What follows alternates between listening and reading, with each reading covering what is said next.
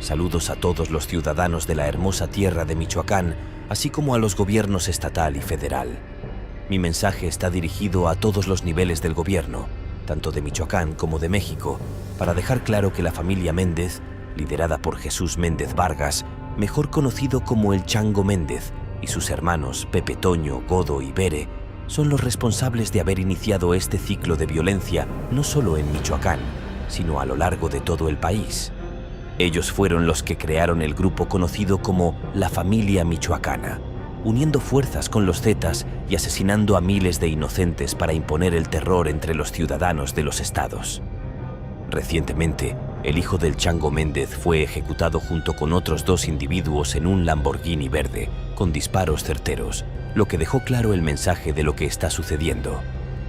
Posteriormente, el cártel Jalisco Nueva Generación, CONG, publicó un video anunciando oficialmente la guerra contra los remanentes de la familia michoacana y los caballeros templarios.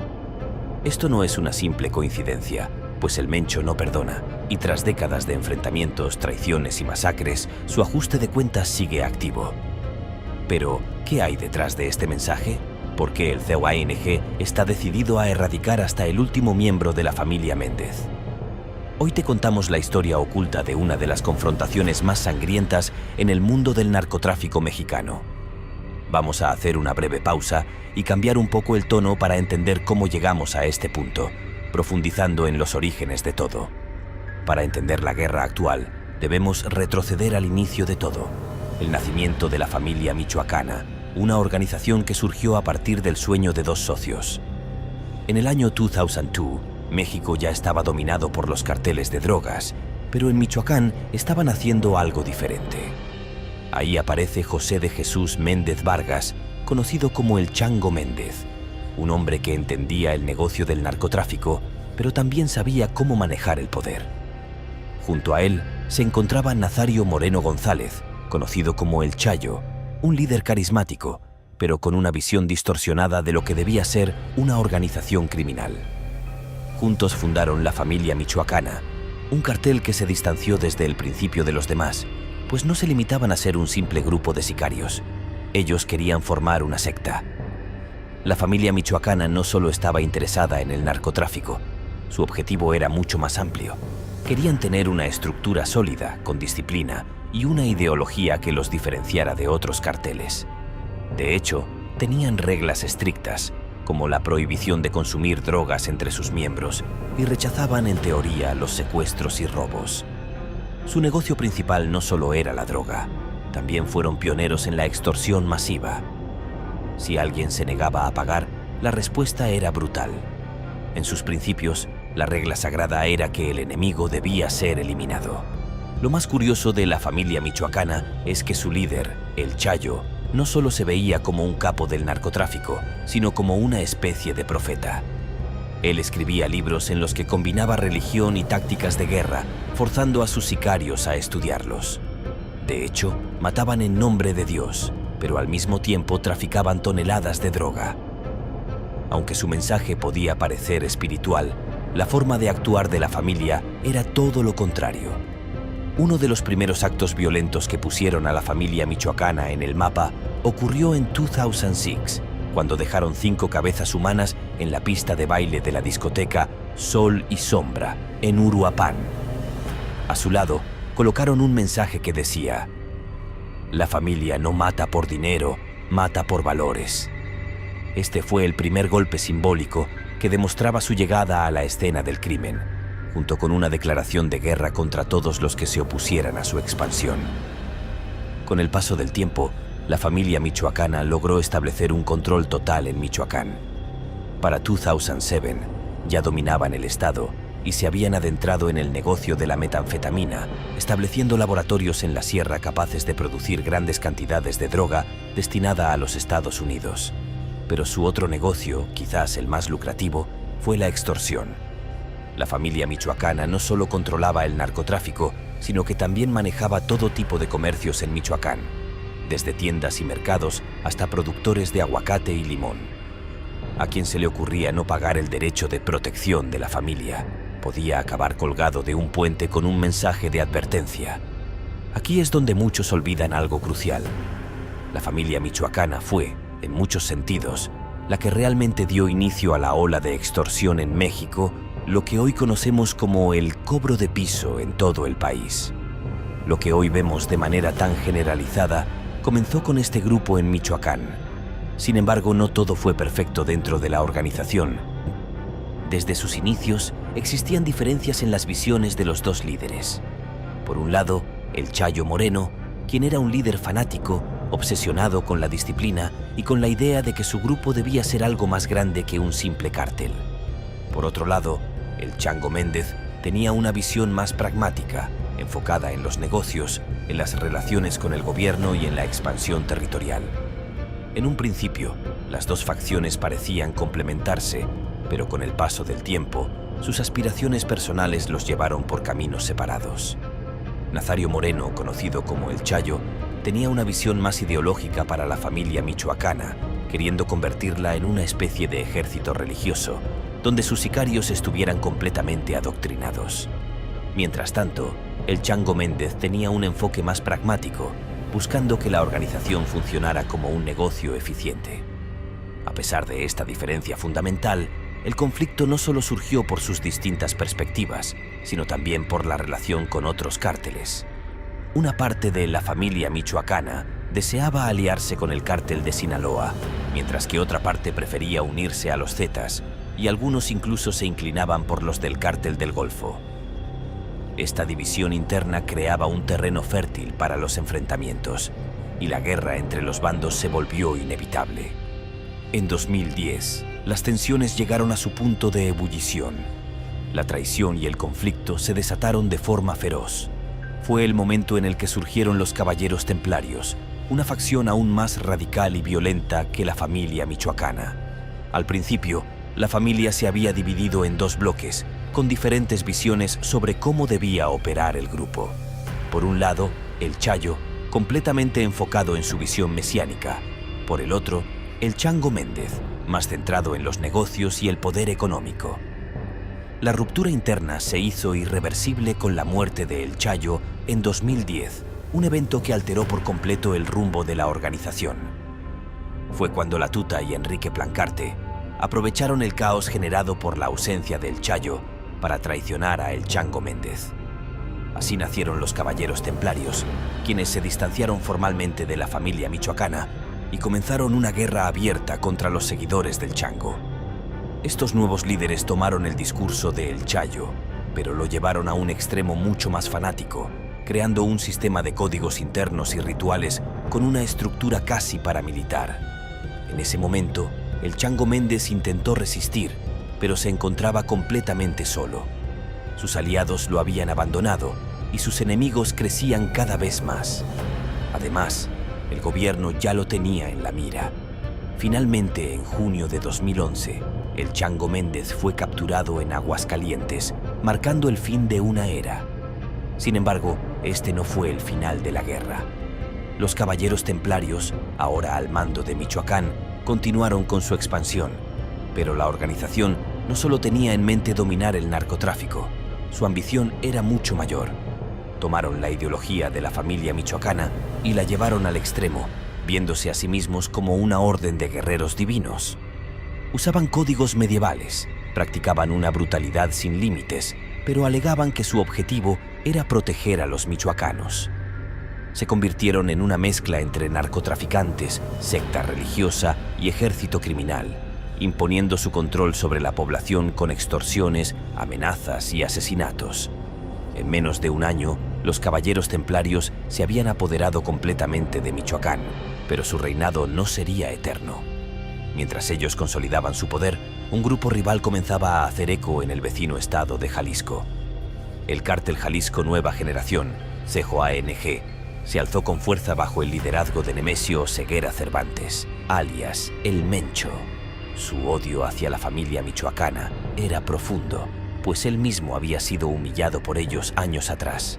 El Mencho había sido testigo de cómo los de Michoacán dominaban el estado y ahora que tenía poder, estaba decidido a vengarse. El CJANG declaró una guerra total contra los Caballeros Templarios. Sin embargo, el Mencho sabía que no podía derrotarlos simplemente a través de la fuerza. Para ganar, debía debilitarlos desde adentro, y la mejor estrategia para hacerlo era la traición. Así comenzó a sobornar a los comandantes de los templarios, logrando que varios líderes regionales se pasaran al CJENG. También filtró información al gobierno, debilitando aún más a sus rivales. A medida que los caballeros templarios empezaban a perder poder, la verdadera sorpresa vino de un grupo inesperado: los autodefensas. Los templarios habían sembrado tanto terror en Michoacán que la población, cansada de vivir bajo su yugo, decidió tomar las armas. A partir de 2013, campesinos, empresarios extorsionados y hasta algunos militares se alzaron en armas contra los templarios. Estos grupos, en muchos casos financiados por el CJANG, comenzaron a tomar pueblos, atacar sicarios y enfrentarse directamente con los narcotraficantes. El gobierno, ante el caos que se desataba, intervino en 2014 y ese mismo año se confirmó la muerte de Nazario Moreno. El golpe fue devastador para los caballeros templarios y la caída de su imperio parecía inminente.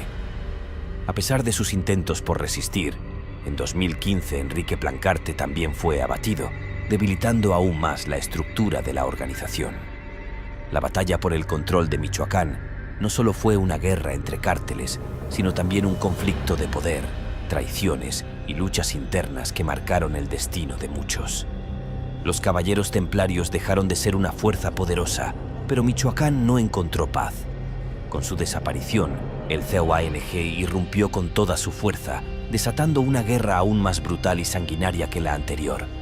La confrontación no ha cesado y sigue hasta el día de hoy. Todo comenzó con la humillación que Nemesio Oseguera Cervantes, alias el Mencho, nunca olvidó. La historia detrás de este odio tiene raíces profundas, y para comprender el mensaje actual del CJANG, es necesario retroceder a los primeros años del narcotráfico en Michoacán. Hubo un momento en que el Mencho estuvo a merced de la familia michoacana, cuando aún no era el temido líder del CJANG.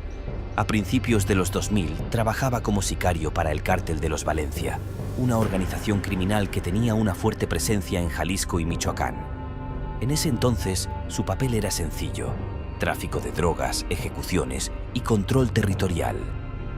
Aunque ya era conocido por su crueldad, no tenía el poder suficiente como para desafiar a la familia michoacana que dominaba Michoacán.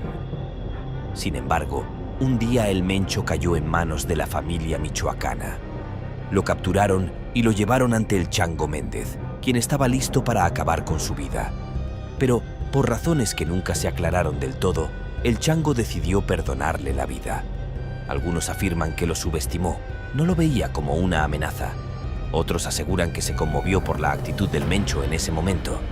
Lo cierto es que esa decisión fue el mayor error de su vida, pues el Mencho jamás olvidó esa humillación. Años más tarde, cuando alcanzó el poder necesario, cobró venganza. El primer golpe fue el asesinato de Alejandro Méndez Vargas, hermano menor del Chango.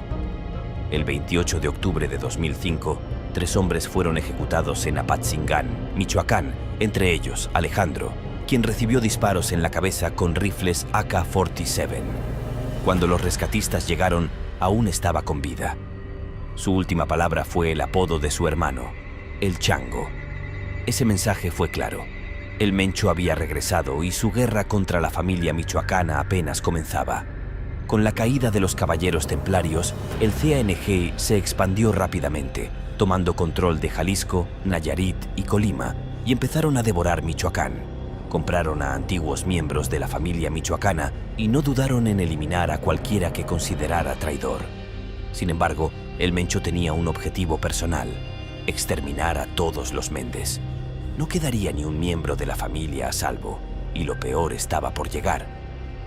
El golpe final fue el asesinato de Diego Méndez Velázquez, hijo del Chango Méndez, ocurrido el 8 de marzo de 2025, en Querétaro. En las afueras de un exclusivo bar, un Lamborghini verde estaba estacionado con 4 personas dentro. 3 de ellas fueron ejecutadas. Entre los muertos estaba Diego, quien no tuvo tiempo de reaccionar. El ataque fue directo, sin advertencias. Los sicarios ejecutaron el asesinato y luego desaparecieron. Horas después, un video del asesinato apareció en redes sociales.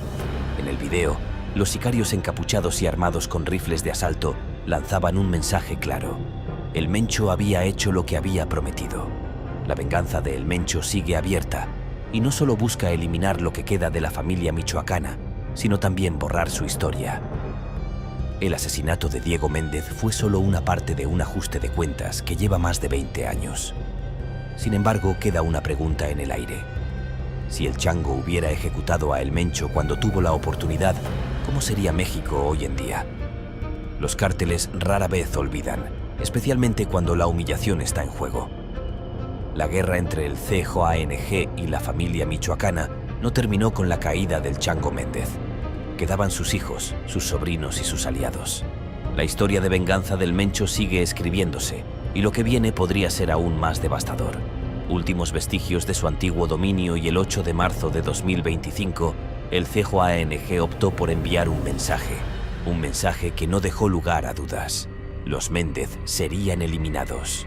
La ejecución del hijo del Chango, en Querétaro, ocurrió en la madrugada del 8 de marzo, en el estacionamiento del exclusivo bar Fisher's House. Un Lamborghini verde estaba estacionado, dentro del cual viajaban 4 personas.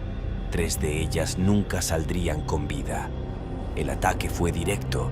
Los sicarios actuaron con precisión, abriendo fuego sin dejarles tiempo de reaccionar. Entre las víctimas se encontraba Diego Méndez Velázquez, hijo del Chango Méndez. Su muerte no fue un accidente, fue un mensaje de guerra. Horas después, el CJANG subió un video a las redes sociales. El mensaje del cártel Jalisco: vas a caer como ratas. En el video, un grupo de sicarios encapuchados y armados lanzaba su advertencia: todos los Méndez caerán. Nombraron al Chango y a sus hermanos, acusándolos de ser los responsables del baño de sangre en Michoacán. Juraron exterminar a cualquiera que llevara el apellido Méndez. Sin embargo, este mensaje no solo iba dirigido a la familia del Chango, sino que era también un anuncio de guerra contra lo que quedaba de la familia michoacana, contra los últimos caballeros templarios, contra cualquiera que se atreviera a desafiar el control absoluto del CJANG. El Mencho, una vez más, dejaba claro quién mandaba en México. Pero surge una pregunta: ¿a quién estaba realmente dirigido este mensaje? Los grupos que aún resisten al CJANG, a pesar de la expansión brutal de este cártel, siguen siendo una amenaza. La nueva familia michoacana, operando en Guerrero y el Estado de México, restos de los caballeros templarios en Michoacán, bandas regionales aliadas con el cártel de Sinaloa y el cártel del Golfo. El CJANG los quiere fuera del mapa. ¿Por qué? Porque, aunque el Mencho ha conquistado vastos territorios, Michoacán sigue siendo un problema. Aún existen regiones donde su control no es total. Hay familias que continúan lucrando con el narcotráfico sin rendir cuentas. Para el CJANG, esto es intolerable. Por eso, el asesinato del hijo del Chango no es solo un ajuste de cuentas, es el inicio de una nueva ofensiva. ¿Qué pasará ahora? El CJANG no ha terminado. Lo que sigue podría ser aún más sangriento, con más ejecuciones selectivas, más mensajes de guerra, más enfrentamientos en Michoacán. Pero hay un factor que podría cambiarlo todo. El Mencho no está en su mejor momento. Su estado de salud es un misterio. Existen rumores de que está gravemente enfermo y que su gente ya está preparando una posible sucesión. Si esto es cierto, Michoacán podría volverse aún más inestable. Si el líder máximo del CJANG desaparece, ¿quién tomará su lugar? ¿Será su hijo Rubén Oseguera? ¿O se desatará una guerra interna dentro del propio CJANG? Incluso dentro del cártel, existen tensiones entre sus líderes regionales.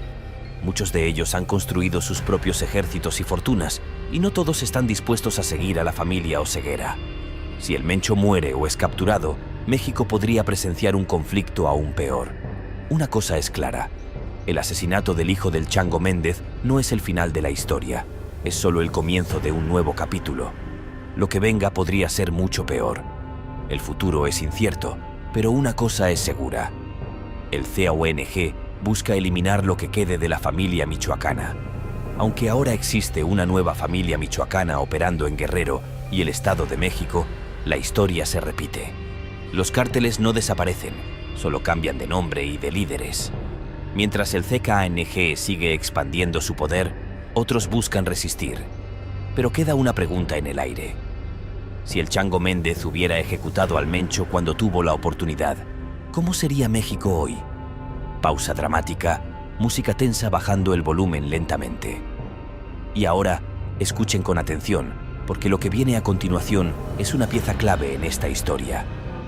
La entrevista con el Chango Méndez, cuando aún creía que todo lo tenía bajo control, la ley del narco. Reflexión y cierre. Ya escuchamos las palabras del Chango Méndez, un hombre que alguna vez fue amo y señor de Michoacán y que ahora está enterrado en una celda en Estados Unidos. Su historia es un reflejo de lo que siempre ha sido el narcotráfico en México: traiciones, violencia sin fin y un destino marcado para aquellos que deciden adentrarse en este mundo. Todos los que se adentran en este mundo, a lo largo de los años, hemos sido testigos una y otra vez del mismo patrón. Los que ayer eran intocables, hoy están muertos o tras las rejas. Pero el crimen no desaparece, solo cambia de nombre, de líderes, de tácticas. El Chango, el Chayo, la Tuta, todos esos nombres alguna vez impusieron terror. Hoy es el Mencho quien marca las reglas. Pero, ¿y mañana? ¿Quién será el próximo? ¿Quién tomará su lugar cuando su imperio caiga? Porque si algo es seguro en el narcotráfico, es esto: nadie reina para siempre, y el día en que el cártel Jalisco Nueva Generación caiga, otros ocuparán su puesto. El círculo nunca se rompe. Los muertos se apilan, las fortunas se desvanecen, pero la sangre sigue fluyendo.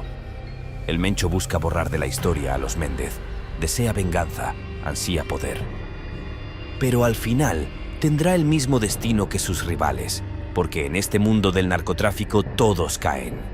La pregunta no es si caerán, es cuándo. Si esta historia te atrapó, dale like, comenta tu opinión y suscríbete para más crónicas sobre el crimen organizado en México. ¿Qué piensas? ¿Crees que el CKANG logrará exterminar lo que queda de la familia michoacana? Déjanos tu comentario y nos vemos en el próximo video. Activa la campana de notificaciones para no perderte ningún episodio. Nos vemos pronto, pero recuerda, en este mundo, el que hoy es cazador, mañana puede ser la presa. En el despiadado universo del narcotráfico, las lecciones del pasado siempre permanecen presentes. Las guerras entre cárteles no solo son batallas por el control territorial, sino también luchas personales por el poder, venganza y supervivencia. Cada movimiento, cada traición, deja una marca indeleble en aquellos que toman el control, como una sombra que nunca se desvanece. El Mencho, al igual que sus antecesores, ha logrado consolidar un poder monumental, pero eso no garantiza su perpetuidad. El imperio que ha construido, con sangre y fuego, podría ser efímero, como el de aquellos que lo precedieron. La historia ha demostrado que el narcotráfico es un ciclo interminable, y siempre habrá alguien más dispuesto a llenar el vacío dejado por el que cae. El destino de los que se alzan con tanta brutalidad está sellado, y la violencia nunca termina. Aunque las facciones de la familia michoacana, los templarios y otras organizaciones puedan parecer derrotadas, la lucha sigue latente. El Mencho puede intentar borrar sus huellas, eliminar rivales, pero su propio fin parece inevitable. La pregunta que persiste es: ¿quién tomará el liderazgo cuando el CKANG ya no esté en control? El poder en este mundo es efímero. Hoy, el Mencho es la figura más temida. Mañana, podría ser reemplazado por otra facción. No importa lo fuerte que sea un cártel, tarde o temprano caerán. La batalla continúa y solo el tiempo dirá quién dominará las calles, quién será el próximo en marcar las reglas del juego. Mientras tanto, la vida sigue para aquellos que se enfrentan a este mundo. Las lecciones, las traiciones y las luchas no tienen fin. Para algunos, es una búsqueda insaciable de poder, mientras que para otros es simplemente la única forma de sobrevivir. Y aunque el ciclo parece repetirse, siempre hay un nuevo jugador dispuesto a desafiar el reinado del momento, a escribir su propia historia de sangre y ambición. Así que, mientras el Mencho continúa su reinado, su destino está en la balanza. Un día, su caída será inevitable y la historia volverá a repetirse. El crimen nunca desaparece, solo cambia de forma. Y en este mundo, el que hoy es rey, mañana puede ser recordado solo como una sombra del pasado. Si estás interesado en seguir esta historia, no olvides suscribirte para más crónicas sobre el mundo del narcotráfico y el crimen organizado en México. Mantente informado, activa la campana de notificaciones y no te pierdas ningún episodio. Nos vemos en el próximo video, donde continuaremos desentrañando los secretos y las historias detrás de los nombres más temidos del crimen en México. En este sombrío ciclo, donde la violencia se entrelaza con la codicia y el poder, la pregunta sigue siendo la misma. ¿Quién tendrá el control después de que el imperio del Mencho colapse? Aunque su dominio es imponente, no está exento de caer. El narcotráfico es una rueda que no se detiene, y como todo en este mundo, lo que sube debe bajar. La caída de un líder es la ascensión de otro, y aunque el CGANG parece estar en su auge, los cárteles rivales continúan acechando, esperando el momento adecuado para tomar el control. Es un juego de poder, una lucha sin fin. Y mientras algunos se llenan de riquezas, otros son víctimas de la violencia que los rodea. Sin embargo, hay algo que nunca cambia en este mundo. La lealtad es frágil, las alianzas son temporales, y el miedo es el principal motor que mueve a los hombres. El Mencho, al igual que otros antes que él, ha cimentado su reinado sobre la traición, el dolor y el sufrimiento. Pero ¿hasta cuándo durará? La historia no perdona, y en cualquier momento la balanza podría inclinarse hacia otro lado. En este contexto, la familia Méndez no es solo una víctima más, sino un símbolo del drama que se juega entre los cárteles. La guerra de poderes es despiadada y las ejecuciones selectivas son solo una pieza en el tablero de ajedrez del narcotráfico. La sangre derramada no es solo un mensaje, es una advertencia. Un recordatorio de que en este mundo todo se paga. Y la justicia, aunque sea retorcida, siempre se cobra de alguna forma. Te cobran. Por ahora, la guerra continúa. Los sicarios del CIANG siguen extendiendo su alcance, pero los grupos enemigos no se rinden. El futuro es incierto y en las sombras, nuevos actores comienzan a moverse, preparados para desafiar el dominio del cártel Jalisco Nueva Generación. La familia michoacana, aunque debilitada, sigue de pie. Los caballeros templarios, a pesar de haber sido desmantelados en gran parte, siguen representando una amenaza latente. La pregunta es, ¿qué sucederá cuando el Mencho caiga?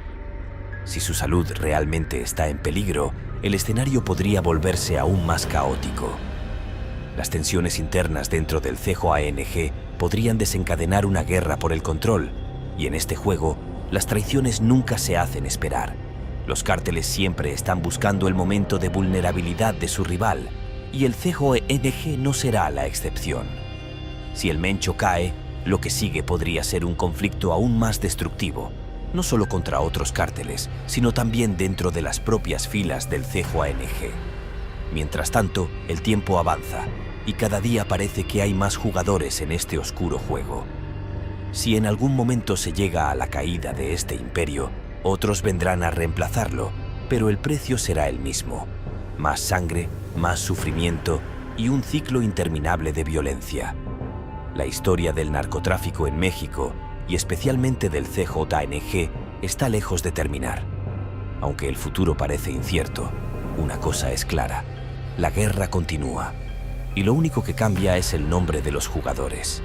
Si esta historia te ha cautivado, no olvides seguirnos. Comparte tus pensamientos en los comentarios, suscríbete para no perderte los próximos episodios y activa las notificaciones para estar al tanto de cada nuevo capítulo de esta crónica de violencia y poder.